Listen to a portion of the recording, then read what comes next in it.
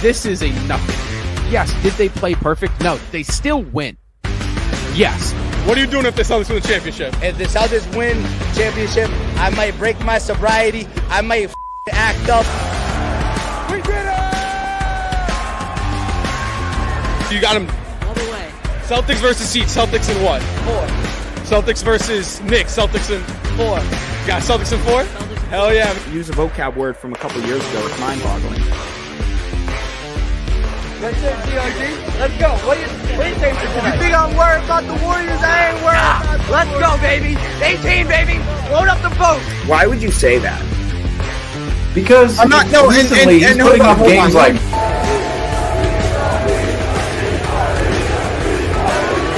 Above our head for the players. Literally right now. But I think when Marcus, especially Marcus, when he got traded, I think that was a wake-up call. You think right now Rob, it's still New York? I do. And when I think of the Celtics dynasty, honestly, one of the first names that comes to my mind is actually Brad Stevens.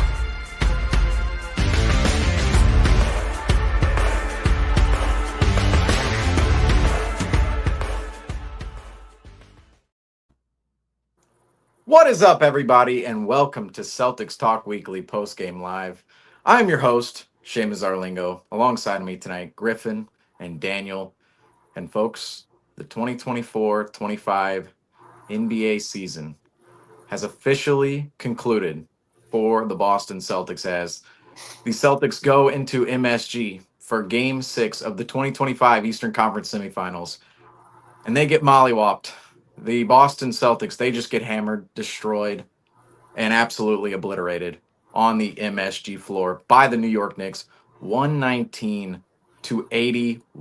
The Celtics, they go down by as many as 41 points in this game.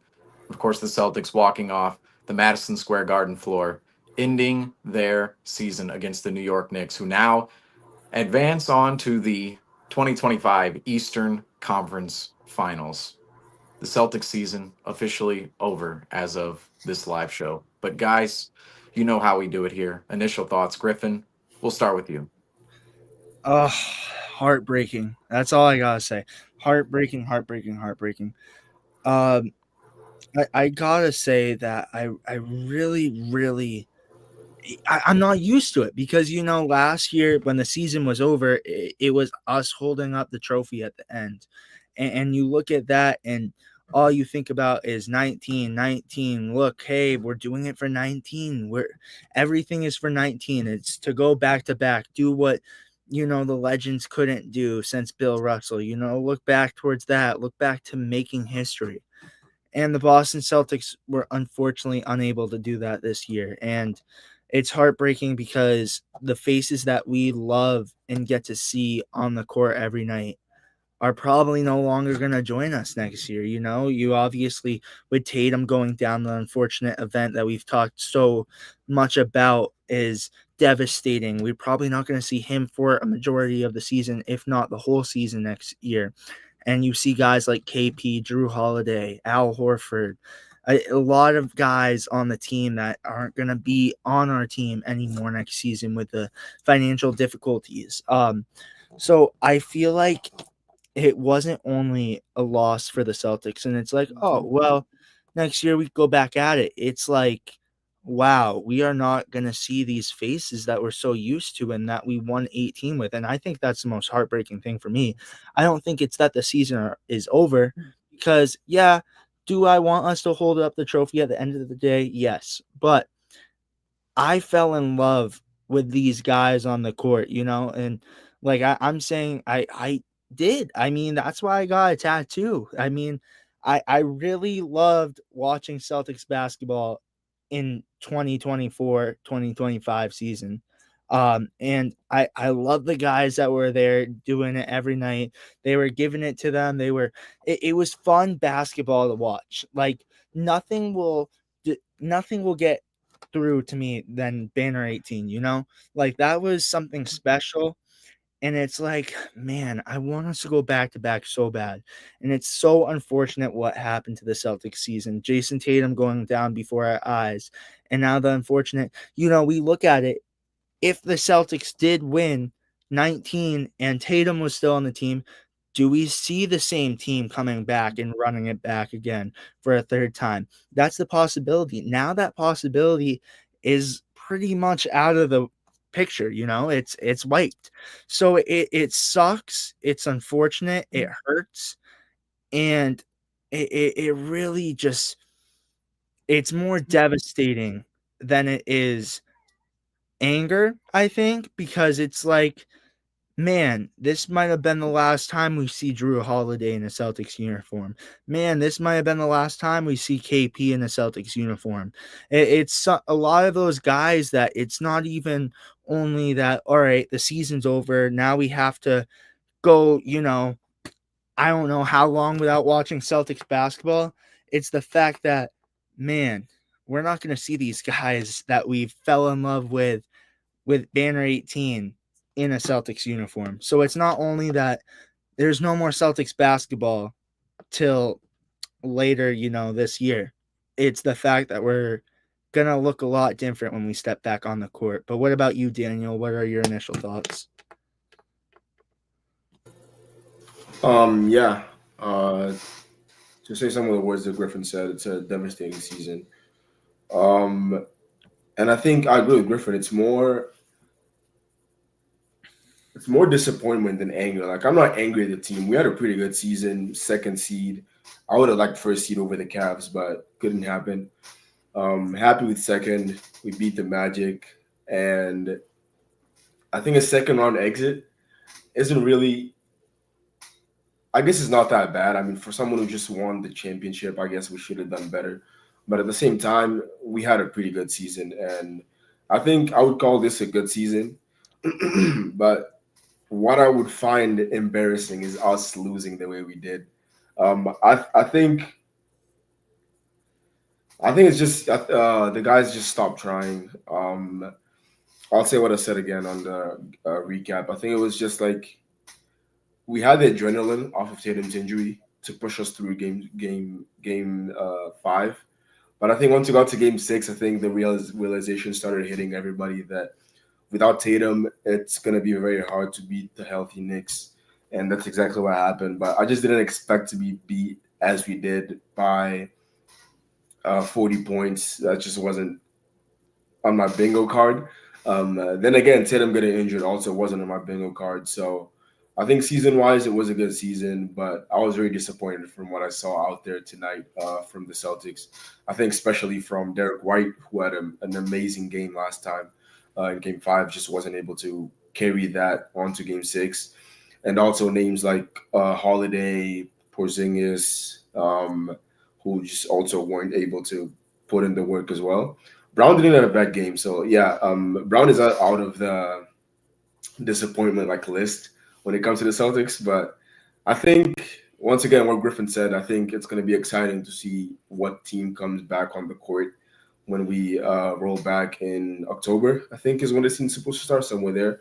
But yeah, Tatum is going to come back from his injury to a very different Celtics team. And it's going to be exciting what that team is going to be able to do. Yeah, just honing in on this game, Game 6. Man, early on, it felt like the Knicks, they just had the juice in this game. It felt like they had the energy, and it didn't feel like the Celtics harbored that same energy and didn't really match the intensity. And early on in this game, it felt like the Knicks, they should have been up 12-0 easy early. I mean, at the start of the game, it felt like the Knicks were dominating this game. And that's what out there, I felt a bit good about where the Celtics were at when it was tied 5-5 and then it was 16-16. I was going, look, it feels like the Celtics should be just getting blown out right now, yet the game is tied. Like, we have a chance here in this Game 6 all of a sudden. But the Knicks were just missing wide open shots early on. The Celtics defense, I mean, on-ball pressure and at the point of the attack, and it was just terrible tonight. It was absolutely horrendous. The Knicks were getting downhill, collapsing the Celtics defense, getting those kickouts to the perimeter. OG Anunoby, open threes. Mikal Bridges, open threes. Miles McBride tonight, open threes. And you could just see that by the on-ball pressure that was out there and the Knicks' ability to get inside the lane and find those open threes on the perimeter. And then contrast to what the Knicks were doing offensively. I mean, the Knicks were attacking aggressively all night with intensity. And meanwhile, the Celtics on the other end of the floor, I mean, it was quite the opposite. It was really the Celtics going through the motions, some of the same problems we've seen all season long with the Celtics team, where it just feels like on certain occasions, they're just really moving how they should on the offensive end of the floor, not really attacking, right? It's all the little efforts, right? It's about how intense you set screens. It's about how intense you cut. It's about how intense you attack with the ball in your hands and how aggressive you are in finding a shot or finding a shot for somebody else. It felt like the Celtics in this game.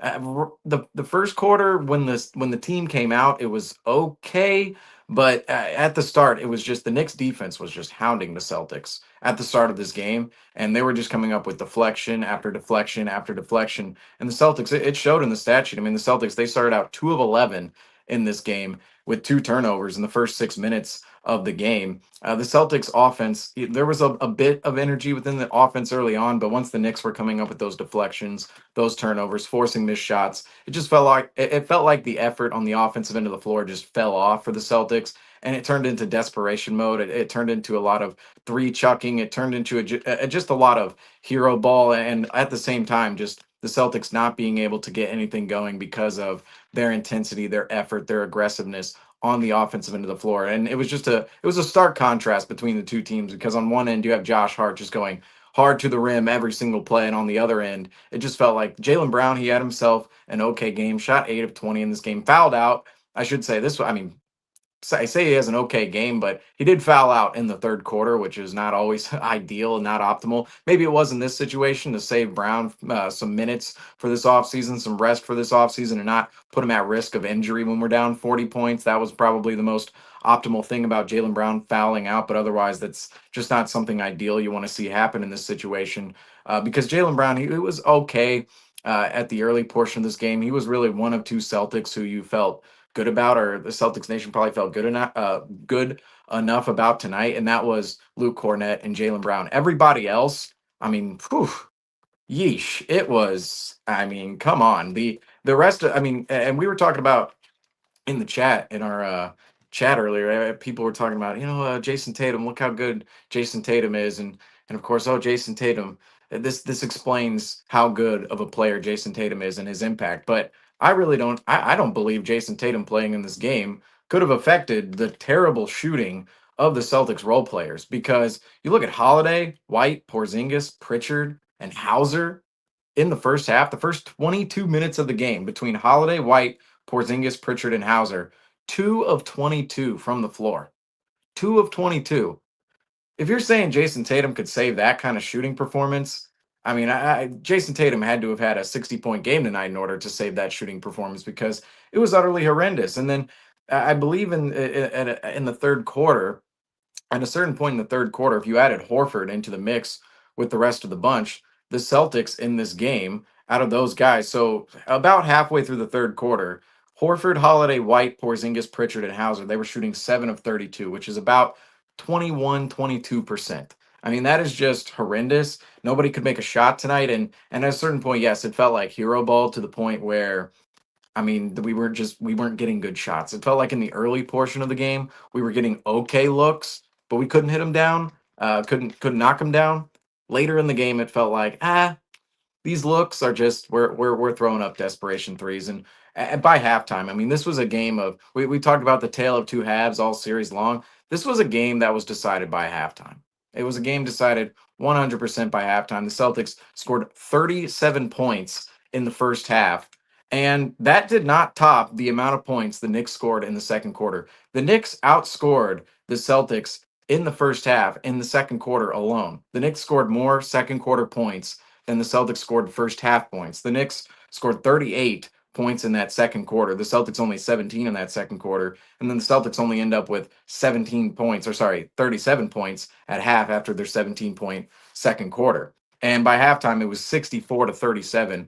And at that point in the game, it just felt like the wheels were falling off for the Celtics. That being said, there was an early portion of this game where it felt like the wheels were falling off anyway. I would say when the Celtics went down 11 with about, 4 minutes left in the first quarter, it started to feel like, uh-oh, Here we go. This is getting a little out of hand. It's a 11-point lead for the Knicks. They have all the energy. They're playing super aggressive. Their role players are shooting well. Meanwhile, the Celtics role players are not shooting well. The Knicks are just constantly getting deflections, making things hard on the Celtics. And then on the other end, they're just getting easy buckets. And you could tell just it was going downhill for the Celtics early in this game. And then it just became a complete massacre. And I'll say this straight up. It was awful seeing the Knicks home fan base have as much fun as they did tonight. Absolutely awful. I mean, to go out like this last game, I'm glad the Celtics gave us a couple more days in May to believe in themselves. But to go out like this, 41 points down on the road in that third quarter, in that fourth quarter, and just give the Knicks and their home crowd, the MSG crowd, a just I mean, really, we've had this moment as Celtics fans so many times in the past, and there is a humanistic place in us that says, okay, yeah, it's great to see other humans have their moment that we know we've had before, but at the same time, it was just, man, this is how other teams felt against us in the past. This is how other teams, because that crowd, I mean, that crowd was having just I mean, they were having some of the best days of their lives. I mean, quite frankly, whoever was courtside, whoever was in the building as a Knicks fan, I mean, this is going to be a game that they remember for a long time. And it's going to be a very, again, a dark moment in Celtics history. This is the third game this series for the Celtics where they've had a chance to tie the series and put it at a best of 5, a best of 3, a best of 1. And the Celtics, they're 0-3 in those games. Game 2, they have a chance to tie it up 1-1, lose that game. Game 4, a chance to tie it up 2-2. They lose that game. And then now game 6, a chance to tie it up 3-3, and they lose that game. So this is just a dark moment in Celtics history, and it's a very bright moment in Knicks history. I want to highlight that because, it is just as basketball observers and lovers of NBA history, this is a day that will be remembered by Knicks fans and will also be remembered by Celtics fans, but in a profoundly more negative way than how Knicks fans will see this game. And we can see that in the lead tracker tonight. The lead tracker, talk about the sea of green. Well, the season for the Celtics ended in a sea of blue tonight. This sea of blue, I mean, biggest lead of the game for the Celtics, a 1-point lead early on in that first quarter. Aside from that, the sea of blue takes over as large of a 41-point lead for the New York Knicks in this contest. And man, this is just a rough way to go out for the Celtics. On one hand, we're glad the Celtics won game 5, but to go out like this in game 6, I believe we envisioned a little bit more of a competitive spirit coming out of the Celtics tonight, which just wasn't there. But guys, looking at that lead tracker right there, what went wrong for the Celtics in this game? I talked about the wheels falling off early in the game and the Celtics not really having intensity, but from your guys' perspectives, what went wrong in this game? And Griffin, we'll start with you. I mean, everything went wrong in this game. I mean, to have such a dominating performance last game, and I do want to say, I'm shocked that Paul Mack isn't on here because the losses we've had, Paul Mack has been on here except for game 1. But I see him in the chat. So he was kind of bad luck for our program. I will say if we had him on tonight, I feel like he would just be certified. Now we have some Paul Mack. But first of all, respect to Paul Mack coming on the program. But I will say it's kind of the bad luck charm after game 2. The worst games of the season for the Celtics personally, and probably the best for the Knicks, other than the Tatum injury, but the best for the Knicks, maybe outside of this game too. That wasn't played at that point in time. Paul Mack was here on the program. I feel like there's some validity against him now, knowing like, okay, he might not have been the bad luck charm because tonight happened and he's not on the program. But I will say, I mean, you can look at it another way though for Paul Mack. I call him the bad luck charm for this program and the Celtics, but he's a good luck charm for the Knicks, and I'm sure he would appreciate that. Yeah, no, for sure though. But to answer your question though, I think everything went bad for the Boston Celtics. I mean, just shot chucking at first. I mean, we've seen that all throughout the series. We looked at kind of the perspective from the Magic and we thought, oh, we're going to go into the Knicks and we're going to be able to shoot the 3 ball so much better.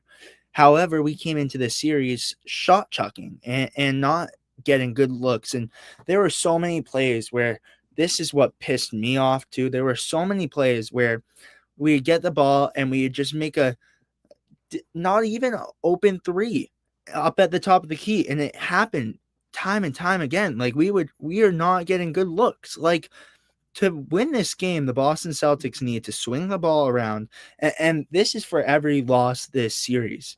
They need to swing the ball around, find open looks, and keep their foot on the gas pedal. The Boston Celtics didn't do that. They didn't play defense.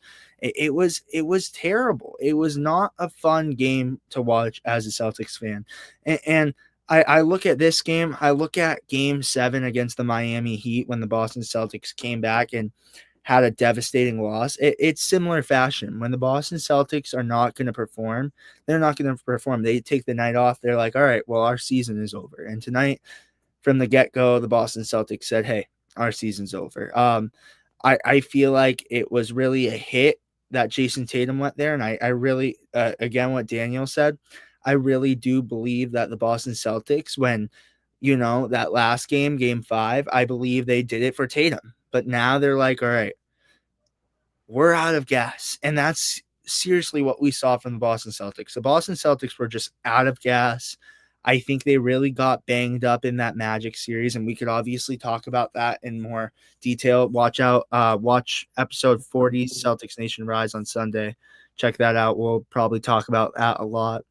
But I feel like they were gassed, and honestly, they're ready to pack their bags and head to Cancun. And I hate to say that about the Boston Celtics because I don't want to. I'm a Celtics fan. I've never heard anybody say they didn't want to go to Cancun. I know.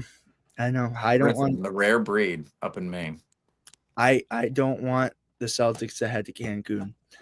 But unfortunately, that's where we're headed. Which is the unfortunate cause, but I do have to say rough game to end it on. But I would say this, and I don't know if you guys agree, I would rather have it be a blowout than have it be a close game, because then a close game, it kills you at the end. But I think I knew by halftime, I was like, oh, this is probably already over. You saw that sea of blue, and it was just, it wasn't going down, and I thought, oh, maybe the Celtics come back at halftime, but even the energy out of half was just not there. The energy was just not there tonight for the Celtics. Daniel, what about you, though? Yeah, I think, to talk about the game specifically, I think that second quarter killed us, man. I think after the first quarter was an 8-point difference. I think it was 20 to 28. 28 going to the Knicks, but that second quarter, I mean, we were just, I don't know what was happening. The Knicks ended up scoring 38 points, and we just couldn't even touch 20, which, like Seamus mentioned, they scored more points in that second quarter than we did in the whole first half overall.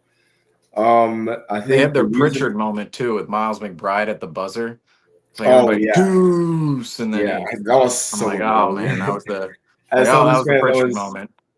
Yeah, I think the reason for that, I would say, is I mentioned this in the Game 5 recap, and when we talk about Game 5, there was only one game in this whole series where we saw something different from Missoula, something we were looking to see throughout the season in the beginning of the playoffs, and that was finally going into the paint, finally striving away from the threes just for a little bit, kind of get that lead and help keep it. Game 5 was the only game where I saw that, and I was happy about it. I was so happy we weren't just chucking up threes and just like blatantly shooting threes without even thinking. And I thought, okay, we did good in Game 5 because Missoula realized we can't keep going from the three, especially if it's the first game without Tatum. And now we'll give it to Brown, and we'll let Brown go into the paint and do his work, which he did. 12 assists. He had, I think, 26 points or something like that.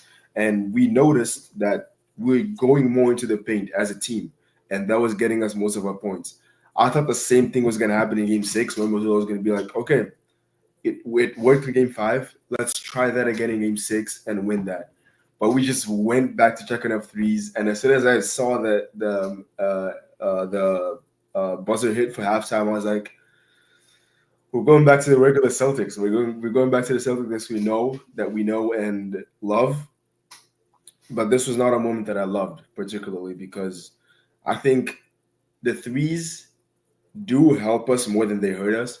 But when they hurt us, it's deep. It's a shank and a twist. It's devastating when we just rely on the three 24/7 and it ends up hurting us so bad like it did tonight. I was expecting to see something different from Missoula, but he just went back to his we just went back to the old ways as a team. And it wasn't really Missoula's fault, I would say. I'm saying Missoula's name a lot, but it's really just a team. Like Seamus said, Pritchard, White, Holiday just not doing their job from threes, and that's what cost us a loss. But yeah, the reason for that I would say is because we once again relied on our threes way too much, and by halftime we just gave up. But that second quarter, I wish it would have been different. But like Griffin said, I'd rather be blown out than it be a close game because if it's a close game, you have that hope once again. That hope comes back. That hope from that game 5 win comes back, and you think, okay, we have a chance at this, and then you end up losing. I think it's a little bit more devastating than getting blown out, but I think it's still an embarrassing game from the Celtics, an embarrassing game from every starter not named Tatum or Brown, and obviously Cornette also did okay at his job, but yeah, as a team, we just did not play good at all, and there was a disappointing loss. I'm honestly more excited about the new season than I was about coming into Game 6 because deep inside, I'd say I was 50-50 about us winning or losing Game 6, but I was less excited about this game, and I'm more excited about what changes we're going to make in the offseason, what Brad has cooking up. Because honestly, after this season, after we saw this game, we need some changes. I think something needs to change. We had the same system going on for the past year and a half. It got us a championship, but now it's time for something different. Let's see what moves Brad can make, and let's see if we can come back as a better team than that 2024 championship team, which honestly, it might be hard to beat. I think Porzingis was in his prime there or very close to his prime. We saw Jaylen Brown, Finals MVP. Tatum played amazing. But yeah, I think that team's going to be hard to beat when it comes to like Brad analyzing what needs to be changed. But yeah, I'm excited to see what changes he makes, and hopefully we can get back that chemistry because we're going to lose some of that chemistry with the rumors of Hauser, Holiday, and Porzingis leaving. But if we come back next season with a little bit of that chemistry back, obviously with Tatum back potentially, hopefully, we'll find ourselves back in this spot. And hopefully by then we'll have a different team where one, we're not relying as much on threes, and two, there are more players to help out Tatum when, let's say, he doesn't play or he's not playing as good. But yeah, we'll be back. I know that much.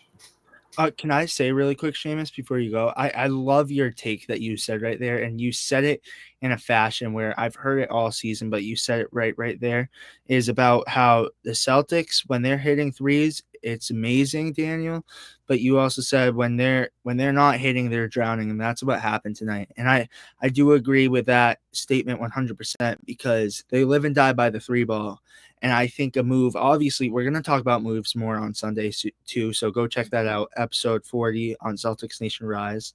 But it's the fact that, we need to have some more interior scorers because it's just we need someone on the glass. It's how it is, But it just sucks because some of the shots tonight just looked like, why are you? I could have hucked that shot up. You could pay me 10 times less than them, and I'll go huck that shot up. If that's what you guys want, I think I had just as good of a chance as making half of the shots they did too, because some of those shots were so forced, and it made me upset because it's like you're paying some of these players top dollars to go out there and huck up a shot and, have a 50-50 chance because some of those shots didn't even look like skill.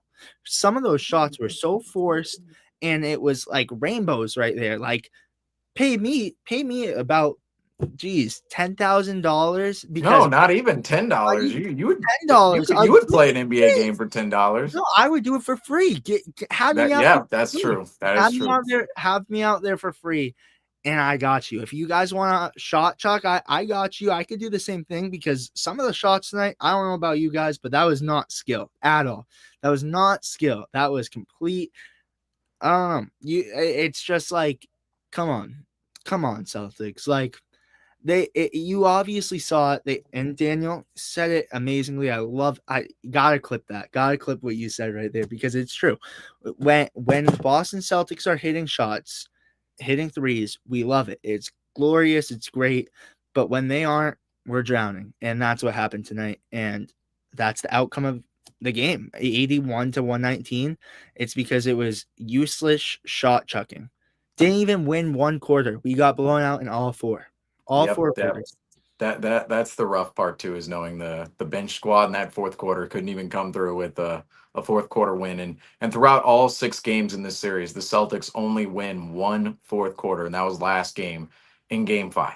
One fourth quarter in 6 games. That's horrendous. And you talk about the shooting, and just tonight, 12 of 40 from 3-point land. Contrast to 22 of 48 last game. And then the other game the Celtics won in this series, 20 of 40. So the Celtics essentially needed 20 to hit 23s to win games in this series. And they hit only 12 tonight, and they're 12 of 40. That's 30% on the evening. And then just in general, shots from the field, 31 of 86 for the Celtics tonight. That's 36% from the field. Shooting 40% from the field is horrendous. That's 36%. That's sub 40% from the field. But I do want to point this out too, is the Celtics, once the rope was slipping from their hands, it was just, I mean, it was all downhill for the New York Knicks. Absolute domination. And just looking at some of the raw stats for this game, I mean, look at all of the typical effort categories. All right, look at all the typical effort categories. We talk about, if you want to win these categories in the NBA, you got to be putting in the effort. And if you're winning them by large margins,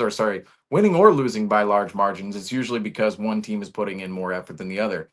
The rebounding category tonight, 55 to 36 in favor of the New York Knicks. The Celtics were out-rebounded by nearly 20 rebounds tonight. 20 points in the paint tonight, 48 to 34. And we've seen every game the Celtics have been, and I shouldn't say dominated, but obviously games 1 and 2, the Celtics were dominated in the second half. The Knicks are winning that points in the paint battle. Second chance points.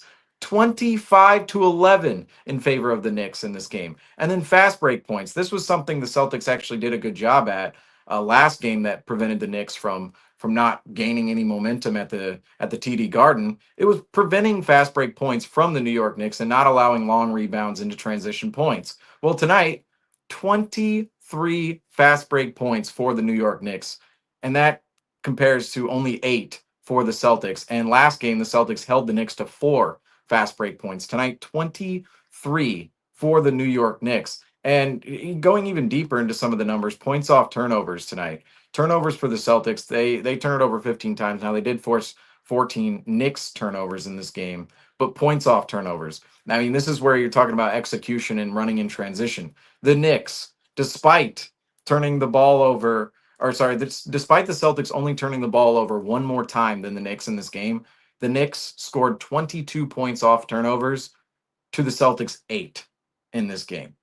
That's horrendous, especially when you're turning the ball over at the same rate and you're looking at that points off turnover battle and you're looking at the Knicks with a massive advantage there. I mean, that highlights some of the effort that was put into play tonight. And it was just all downhill for the Knicks at a certain point because you could tell late in the first quarter, early second quarter, and then throughout that second quarter, I mean, it was just horrendous for the Celtics. So you could tell the wheels were falling off the cart because the Knicks, they were just playing with more energy, more effort, more intensity, more aggressiveness, and they dominated in so many categories. And the Celtics, it felt like early on, oh yeah, we're feeling okay about the Celtics because we're tied and it feels like we're being dominated, but hey, we're kind of in this game. And then, I mean, the Knicks just ran. I mean, it just, the way the game felt early on, that's what happened throughout the rest of the game. And the Celtics being anywhere near the Knicks in this game, especially in that third quarter, I mean, it just became a mathematical problem for the Celtics. I mean, they were, when the Knicks were at 90, I was going, the Celtics aren't even getting to 90 points tonight. I mean, the Knicks have 92 points at the end of the third quarter. I don't see the Celtics. I mean, they had 57 points at the end of the third quarter. 57. And 57. Can I add on to that too? The embarrassing part was it was like, all right, we made a couple threes to start off and you're like, all right, we got this. But then they kept drowning. And I got to go in a second, but it was just embarrassing. It was embarrassing to see that, look, you got to come out at halftime. You got to put your foot on the gas pedal. There was no keeping your foot on the gas pedal. There was a matter of you got to start putting your foot on a gas pedal because it was just embarrassing. Sorry, Seamus. I just had to say that, though. And I do got to go. But I wanted to say before I do go too, I wanted to say thank you guys for having me on post-game shows. It's been great to join Celtics Talk Weekly, and we'll have so much more content next year. And this off season is going to be loaded. So go check out Celtics Nation Rise, and we'll be doing it here on Celtics Talk Weekly too. But I want to say thank you guys. Yes, thank you, Griffin, for contributing to post game this season. We'll be back on the program next year. We'll be around next season, of course, and we'll have a lot of off-season content coming around the corner. But as for post game this year, yes, Griffin, I mean, thank you for your contributions. I mean, absolutely amazing. Much praise. Much praise to Griffin. Yeah, Griffin. Thank you. I'll see you guys later. Have a good night. See you, Griff. All righty here. I just want to talk about the second quarter a little bit more because, oh my goodness, this second. I mean, this was what I was getting ready to talk about here. Is the second quarter for the Celtics, because that second quarter, I already mentioned it. The Celtics, they allowed the Knicks to score as many points in that second quarter as the Celtics do all first half. All first half, the 38-37. Celtics have 37 points at half. The Knicks score 38 in that second quarter. But just looking at the second quarter line here, 6 of 19 from the Celtics in the second quarter. And we were talking about that 3-point shooting. 1 of 10. 1 of 10. And then from the free throw line, 4 of 6. And then everywhere else, 17 points in that second quarter. 6 turnovers for the Celtics in the quarter. So they were turning the ball over every 2 minutes in the quarter. And then you look at where the Knicks were. I mean, even the rebounding battle in that third quarter, 7 rebounds for the Celtics, 16 for the New York Knicks, 1 offensive rebound for the C's. The Knicks come up with 5 offensive rebounds in that quarter. And the Knicks, they shoot 14 of 24 in the second quarter and then 4 of 9 from 3. But we saw, I mean, this game I felt like was getting out of hand early for the Celtics. And you could tell a couple things within the game were going awry early on, and that the Celtics were ultimately not going to be able to hold on to this game. And it was exemplified by when, Luke Kornet started tonight. That was the big conversation after game 5. Luke Kornet, he comes up with 7 blocks, nearly a triple-double with blocks. It was 10 points, 9 rebounds, 7 blocks in game 5. And the big conversation was, well, do you start Kornet and you sit Porzingis? That's exactly what the Celtics did in game 6. They started Luke Kornet at the 5. And then Kristaps Porzingis came in to the game halfway through the first quarter. But what exemplified the Celtics, just the massacre that was on the horizon, eventually what we saw in this game. Early on, Luke Kornet came into the game, and I shouldn't even say came into the game, he started. But the first couple of possessions, the Celtics actually, Luke Kornet, there were a couple of pick and roll possessions where the pick and roll happens, and then Luke Kornet, he slips to the rim. He has a wide open lane, and the Celtics, they can't deliver the pass to him in time. And there was one pass where it's over above his head. He comes up like a wide receiver. Luke Kornet snags it, throws it to the corner. The Celtics missed the 3. I believe it was a Derek White corner 3, potentially, maybe a Drew Holiday corner 3. But the Celtics missed that opportunity. Then there's another pick and roll possession where Kornet gets another look in the lane, catches the ball late. Karl Anthony Towns comes over on rotation. The Celtics don't get a bucket. So there were just 2 possessions early on where it felt like, oh, those are possessions the Celtics scored on in game 5, where Kornet's slipping to the rim, diving to the rim, rolling to the rim. Celtics deliver the ball down to him. He's getting a wide open dunk. We're getting points. Early on in this game, there were 2 possessions right off the bat where we saw that, where it's, oh, Luke Kornet wide open in the lane. Then the Celtics, they couldn't deliver the passes to him, and he didn't get a bucket either time. I felt like from that point on, I was going, oof. Hey, we just threw our best shot out there offensively so far, and we're not number 1 executing within our entry passes, and number 2, we can't finish around the rim because the Knicks, we're giving them too much time to come over on help and swarm our guys who are trying to finish at the rim. And you could just tell early on the Celtics offense was working in the mud, and the Knicks were just they were at another level in this game. You could tell after last game they were motivated, losing by 25 points in a closeout game. The Knicks were motivated to come back home and win this game. But the Celtics early on, I didn't feel like this strategy almost didn't matter in this game. But we did see Kristaps Porzingis. He came into the game, and that was halfway through the first quarter. Maybe a little unexpected, considering last game it was discussed, hey, is Kristaps Porzingis even going to play in the entirety of the game in game 6? But he did come in that that first quarter, halfway through the first quarter, but he only plays 11:28 in this game, 11:28. And all of those minutes come in the first half. Porzingis does not play at all in the second half. And I mean, that's part of the Celtics downfall is the fact that Porzingis just simply could not make an impact in this series. It felt like early on in this game, Porzingis was he was better than he's been, but still rough, like still very rough. Like I was trying to find silver linings within Kristaps Porzingis' game. You could say, okay, he was actually protecting the rim well earlier, and he was deterring some shots and not allowing the Knicks to get easy buckets around the rim like they were the first couple minutes.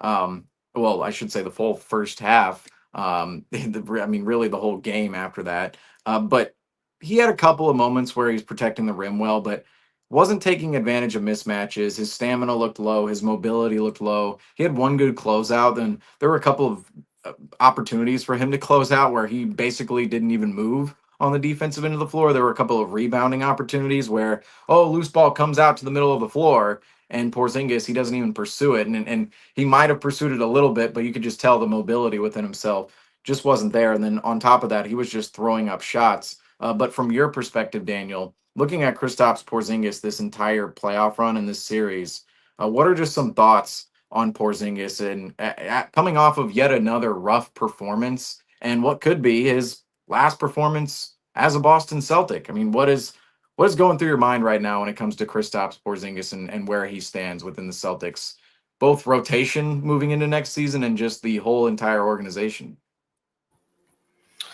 Yeah, first thing I'm gonna say is I don't know what that virus is he's got going on. I don't even know if it's real or not. I said this after game 5. I think the medics are like the best doctor in the world. That's to like get some blood from him and like test that blood to see what is going on with this virus and if it's like something new or like if it's a new disease or something like that. Because if it's making him play this bad or this way that he's been playing, then it has to be something really serious. But yeah, other than that, I think you're right. I think we're done seeing Porzingis in a Celtics uniform. I think this offseason could be very this is what I meant by it's going to be an exciting offseason, because I feel like I don't know what happened between last season and this season. I think it was that surgery he had. Did he have a surgery in the offseason after last season? Yes. So he sustained an injury the first round of the NBA playoffs last year. Didn't need surgery for the ankle, but then he came back in the NBA Finals and messed up his ankle in game 2. Eventually played game 5, but then needed surgery in the offseason. Then he missed the first 17 games of this season. So yeah, I think it has something to do with that injury. I feel like it just. I guess other injuries too, but I feel like it just messed up his mobility. And after last season, he became more of a liability than an asset for us. And I think Brad sees that as a sign when a player is becoming more of a liability than an asset. It's time to cut him. It's time to let him go, especially with the fact that he's on too high of a contract right now, and the financial issues that the Celtics are facing. I think he's the first name that comes to mind, especially Brad's mind, when we talk about who are we trading, who are we looking to get rid of. I think a problem we could see with that, though, is what team is looking to get him. What team would be looking to kind of eat up that liability and maybe turn it into an asset. I don't know if there's many teams right now who are looking to take up the chance, who are looking to take the gamble on him. And at the same time, I don't think there's a lot of teams that have what we need. If we were to set up a potential trade for Porzingis to go somewhere, it would be like a low-level team that would want to take a chance on him. I don't know what team would want to take up his contract. I don't know what team would want to take the gamble on him with his injury issues because he's very injury prone, and I don't know what team will be able to give us someone better. So that might be some of the problems the Celtics are facing when it comes to getting rid of Porzingis or trading him. But season-wise, I think he had a pretty low-level season. I think I wasn't a fan of Porzingis. I didn't know about him until he got to Boston. But this might have been one of his worst seasons, I think, overall. Whether it's injury-wise or not, I think he was pretty much a liability for most of the season. He did have a few good games this season, but for the most part, like you said, sat 17 games. That's like, what, a fourth of the season at the beginning of the season. And I think with this game today was our last time seeing Porzingis. Overall, I'd say he was a very good trade. I think Brad did very good in getting him, especially because he ended up helping us get that first chip. I loved seeing him in game 1 against Dallas. I think that's why I fell in love with him, because he was just getting what he wanted in game 1. We wanted to see more of that Porzingis this series, this playoffs, but it just didn't happen, unfortunately. And I think that's I'd say this trade wasn't a mistake from Brad at all, because once again, he did help us get the chip. So I think in Brad's mind right now, it's going to be like, okay, we've had him for 2 seasons. He did give us that one chip, and then after that declined. So now it's time to get rid of him. And yeah, once again, I think Porzingis is the first name on the list of players we're looking to get rid of. But fantastic season if we're talking about last season, but very mediocre season for Porzingis this time around, unfortunately. Yeah, and we do have an update here on Kristaps Porzingis after the game, and just to pull this up real quick because this is definitely relevant information to what we're talking about here. Kristaps Porzingis said nobody is really clear on what he's going through right now. They tested his heart as well for other illnesses, which is just kind of sounds concerning. They're testing his heart for other illnesses. Apparently they haven't come up with anything, but who knows? Asked if he has any long-term concerns, he said he's not sure, but doesn't think so. He believes rest might be best for him. And this is obviously via J King on Twitter/X. So Porzingis remains firm on nobody understanding what his illness is right now. Apparently he's been plagued with this illness for the last 2 months, even though he had a stretch there at the end of the season where he actually played well and he was available in the lineup and he was available in the Magic series. And then all of a sudden he comes down with an illness in this Knicks series and he can't kick it all 6 games. I really don't understand why that's the case here, but Kristaps Porzingis remaining firm on the fact nobody knows what his illness is and revealing that they've actually tested his heart for other illnesses. And then obviously the question becomes, is this something more long-term for Kristaps Porzingis? And I'll mention this. When it comes to Porzingis, he talked about a lot this season. Oh, I didn't get a full off season last year. I was rehabbing my ankle injury for most of last off season. I didn't get a full off season to get my legs under me. And then we talked about that a lot in February and March when Porzingis actually started to turn up with the Celtics and he was available consistently. He was producing consistently, and it felt like, oh, he's playing his best basketball with the C's right now because he finally has his legs under him, because he was trying to ramp that up in both December and January when he came back into the lineup after November 25th, after missing the first 17 games of the season. But now my question is, moving forward with Porzingis, is this the illness? It's been utterly confusing from my perspective. Is this going to be an off-season issue? Is this going to be something that holds him back in the off-season? Or is it just, I look at this illness and I look at a lot of injuries in the NBA. Is this just all smoke? Is it all smoke, no fire? I mean, is this an excuse for Porzingis playing terribly and maybe saving his reputation a little bit, saying, oh, he has an illness, oh, he's not right? Because otherwise, I mean, he played terribly enough in the series to get benched, and that's pretty well what was happening the last 2 games. In game 5, was benched in that second half, and Joe Mazzulla said, oh, it was a decision between me and Porzingis, a mutual decision between both of us. But from my perspective, he was unplayable in that game, and I feel as if Joe Mazzulla, he pulled the plug on Porzingis in game 5, and even in game 6 as well. Game 6, Porzingis plays 12 minutes in the first half.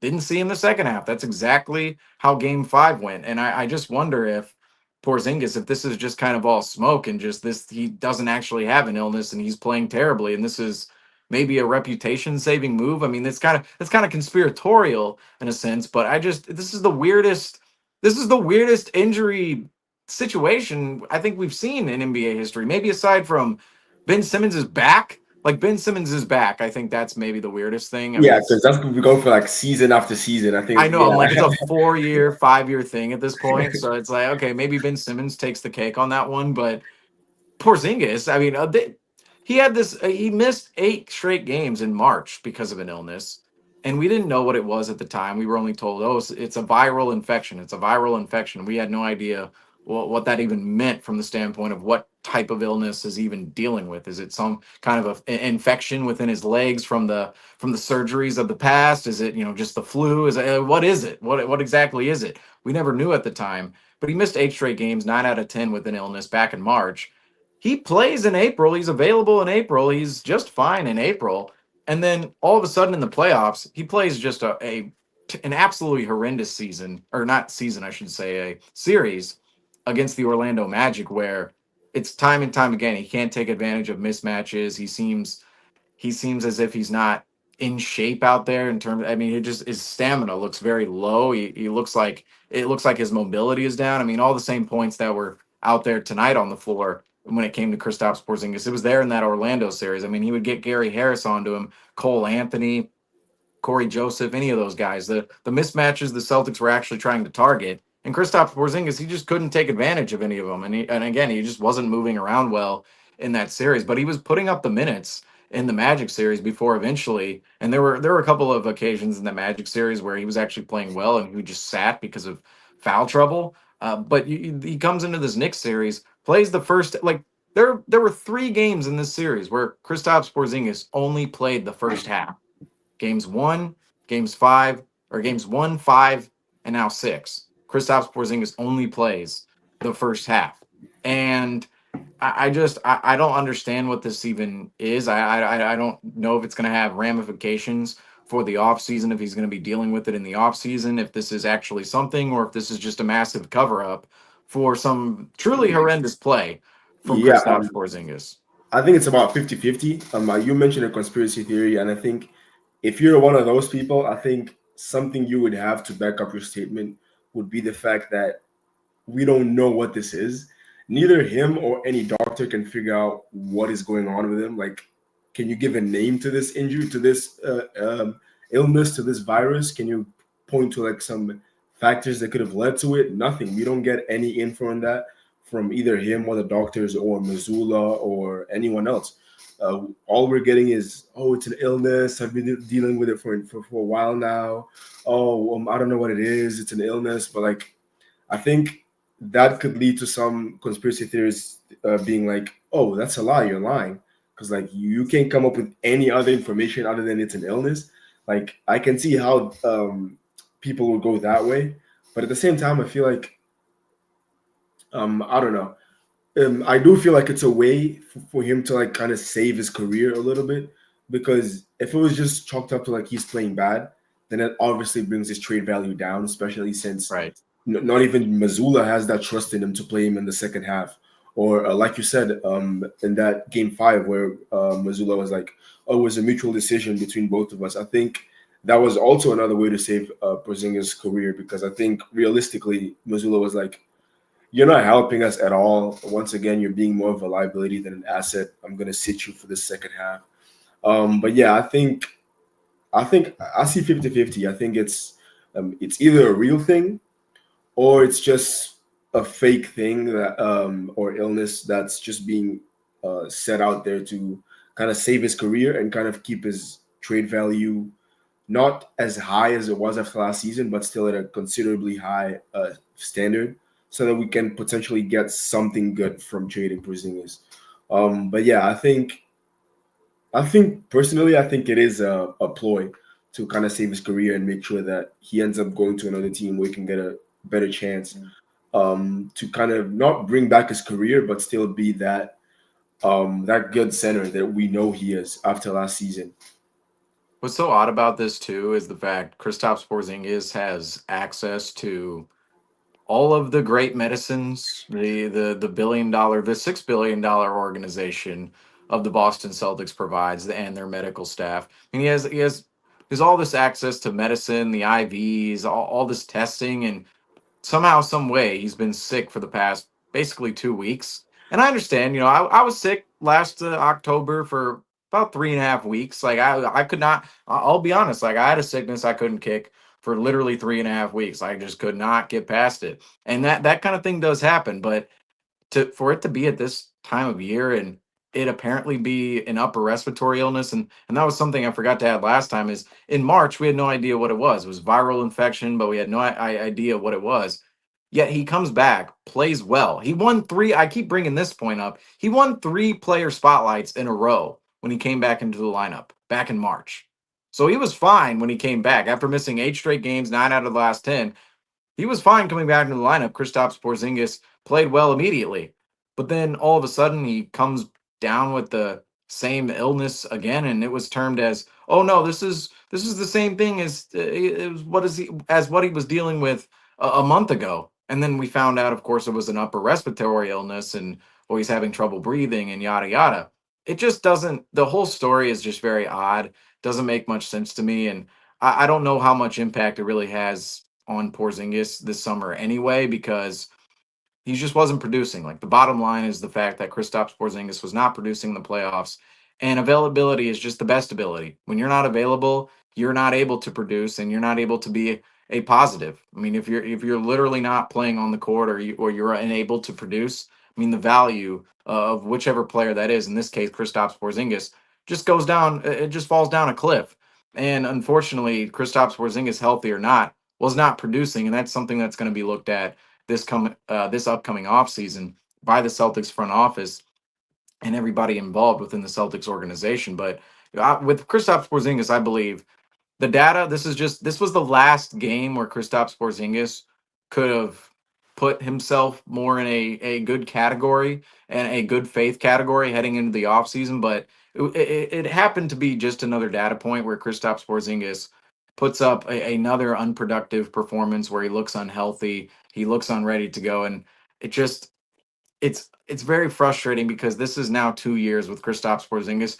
No matter how effective he was on the floor, was never available in the playoffs the last 2 years. Was really never at his peak come playoff time, and I think that's a huge concern with Kristaps Porzingis going on down the line, because you're going to need this guy. All right, if he's your starting center making $30 million next year, and we'll have to see what happens with him beyond this offseason, if he's even on the team next year when Jason Tatum comes back into the lineup in 26, 27. But if you're paying your starting center $30 million, he has to be available in the NBA playoffs. And so far, Kristaps Porzingis has shown us at the most critical moment of the year, the most crucial time of the year, Kristaps Porzingis, you cannot rely on him to be healthy. And that's just the bottom line. You cannot rely on Kristaps Porzingis to produce. And that's just the unfortunate part about Porzingis. We know what he looks like on his good days and when he's healthy, but when he's not healthy, that's he doesn't have the chance to produce, and under those circumstances, that's when the Celtics are likely going to start looking to potentially move on from Kristaps Porzingis. But like I mentioned, this was just another data point for Kristaps Porzingis tonight within his weird saga of injuries with the Boston Celtics, and I don't think tonight necessarily had too much impact on Porzingis, because I think if Porzingis plays well, it might have an impact on his offseason status, but if he was to put up another performance like we've been seeing as of late, which he did, it was just throw it onto the pile. It's like, okay, we've already seen this. This has already been a story for the past couple of weeks. Just throw this game onto the pile. But looking at the horrendous 38-point loss, and a loss that included a 41-point deficit for the Celtics, did this loss change your perspective on anything going into the offseason? I felt like after game 5, there were a couple things that could have been looked at a little bit more positively surrounding the Celtics, yet now staring a 38-point loss in the face to end the season. Does that change anything from your perspective when it comes to the Celtics maneuvering in the offseason? Yeah, I think it does. I think after game 5, I had a little more hope in not Porzingis. I will say one name, Holiday. I had a different perspective on Holiday in Game 5. I was like, okay, he scored. He didn't score a lot, but he did his part. And maybe if he keeps doing that, he will solidify his place on the team. But after this game 6, I mean, 30 minutes, 4 points, we knew he wasn't that much of a offensive threat. He is occasionally, especially from the corner three, but it's not this game. And I think he serves as an offensive liability. I'm going to say that. I think his strength is in the defense, and I think he has helped us there on some occasions. But I think this game has proved to me that I think Porzingis and Holiday are and Hauser, you could say, are all three on the trading block. I think those rumors about those three are happening for a reason because those are the three players that are least impacting the team at this moment. You look at Porzingis, we just talked about him for like what 30 minutes, and yeah, I think he's gonna be there. Number one, I think number two, Holiday, and this game 6 solidified that for me. And I think the third person would be Hauser, who would be looking to offload. But yeah, I think game 6 just proved to me that we need someone else. Brown was good, but we need another. I wouldn't say star, but just someone else. I think Griffin mentioned we need someone in the post. We need someone who, when we're relying on a three and it's hurting us, we need someone who can take it away from the three, get in the paint, score, get fouled, kick it back. We need someone like that. And it could be someone like Brown, after like the Brown we saw in Game 5. Because I'm gonna go back to that Game 5 game because I think it was my one of my favorite games I've seen. I've watched this season. Because once again, we look at Missoula and his strategy has changed. We're moving away from the three and we're going into the paint. I think that's what we need to see more. And I think that's a talk. I don't know if it's going to happen or not, but I hope that's a talk Brad has with Missoula is that we can't keep living and dying by the three because it's going to eventually hurt us like it did today. I think we might see some new coaching plans coming up next season, especially with the new players. We might see Missoula come up with a different system, change up systems from what he's been doing in the past 2 seasons. Because even though we did get the championship, I'll say it again: when we're not making those threes, it hurts us a lot. So I hope we see something different, coaching wise, strategy wise, coming from Missoula next season. I don't see Missoula leaving, by the way. He's definitely coming back next year. And so with him coming back, I hope we come back with some new strategies, some new coaching plans, and the new players on the team might help. But yeah, I think it's safe to say this is goodbye and good riddance from Holiday and Porzingis. And let's just hope with the new coaching plans, the new players next season, we're going to see something different from the Celtics, which is what I've been waiting for the past, I don't even know how long. Yeah, I think next year, I there's a lot to talk about when it comes to the offseason. We've been talking about it a little bit recently, obviously knowing the Celtics are in dire straits, especially after Jason Tatum tore his Achilles in game 4 and will be out the foreseeable future. But this situation right now, it's going to be very interesting to see what direction the Celtics go now with new ownership because despite new ownership coming in and supposedly working alongside old ownership and Whit Grosbeck, I feel like the new ownership is going to have a lot of say on where the salaries go this offseason.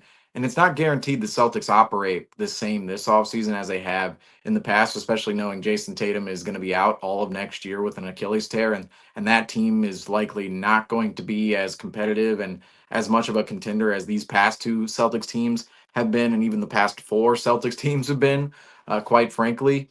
But just moving into the offseason, I do wonder, is this going to be when you talk about Joe Mazzulla, you think he's going to be back. I do wonder if this could be a moment of change for the Celtics in that way, because I think in the past 3 years, I mean, last year, the championship run for the Celtics, there are impressive moments within that championship run, don't get me wrong, but it was very much a cakewalk. I mean, there was no Jimmy Butler round 1, no Donovan Mitchell most of round 2, no Tyrese Halliburton round 3. In the finals, you face a 5 seed Mavericks team if you're the Celtics. And there just weren't many moments where the Celtics needed to win games down the stretch. Now, we did see it in that playoff run a couple times, but it didn't need to happen at such an abundant rate. And the Celtics didn't need to be ultra clutch last year to win the title. But the 2 years in which they've needed to be clutch, 2023 and 2025, those two playoff runs, Joe Mazzulla exposed himself as maybe not one of the best X's and O's head coaches in the NBA. And we've been saying that all season long with the in-game adjustments, the X's and O's for Joe Mazzulla, the creativity, specifically on the offensive end of the floor, and some of the motivation when it comes to the players, just getting them up to play after that championship run last season. It felt like at times this year, just the motivation wasn't always there in the locker room.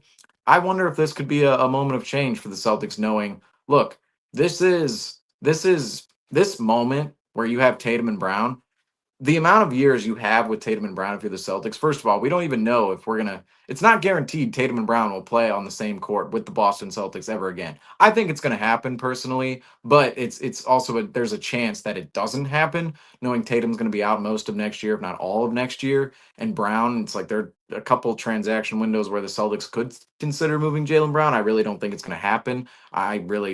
From my personal perspective, I think it would be just you would need a pretty crazy offer to pull Jaylen Brown away from the Celtics. But under those circumstances, you might not have any more years with Brown and Tatum. Who knows if you're the Celtics? But regardless, those years are just they're not guaranteed. You have no idea how much time you have with them.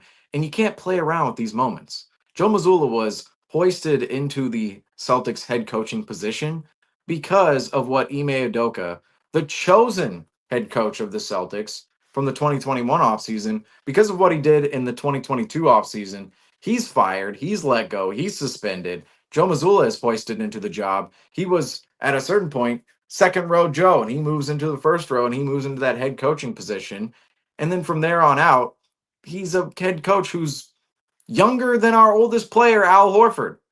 And to me, he's done as good of a job as you could ask him in these 3 seasons Joe Mazzulla has done. But I just feel like you cannot play around with Jaylen Brown and Jason Tatum anymore. You cannot play around with the time you have with both of those players because you've already lost 1 year next year with Jason Tatum.